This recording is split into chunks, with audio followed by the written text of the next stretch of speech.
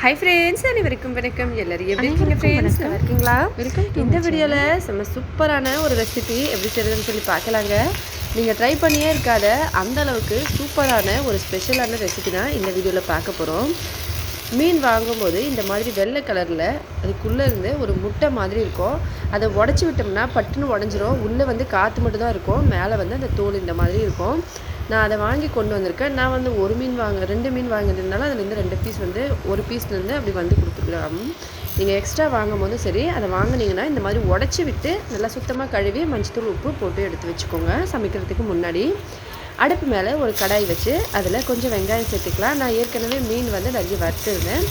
மொத்தம் மீனையும் வறுத்துட்டு அதில் இருந்த எண்ணெயிலேயே நான் இந்த டிஷ்ஷை வந்து செஞ்சு முடிச்சிடலாம் அப்படின்னு சொல்லி செய்கிறேன்.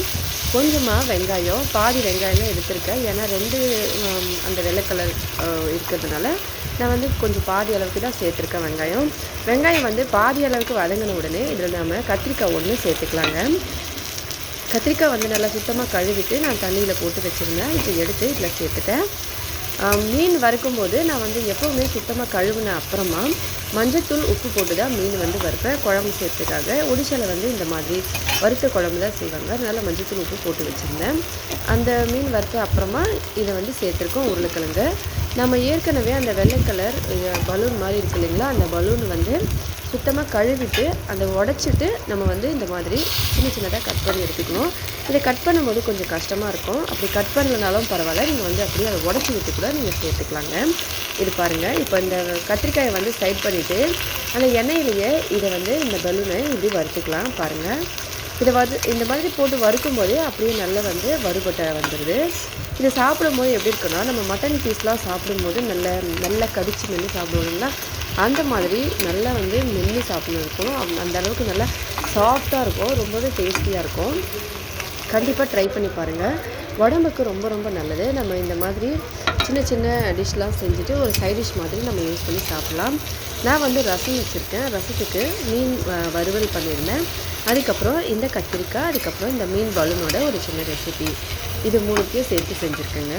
இப்போ இதை நல்லா இந்த மாதிரி கலந்து விட்டுக்கலாம். கலந்து விட்டு மஞ்சத்தூள், உப்பு, மிளகாத்தூள், சிக்கன் மசாலா சேர்த்துட்டு எல்லாத்தையும் இந்த மாதிரி ஒன்றா வச்சு கொஞ்சம் நேரம் மூடி வச்சு நம்ம இதை வேக வைக்கலாம். கத்திரிக்காய் வந்து வேகட்டும்.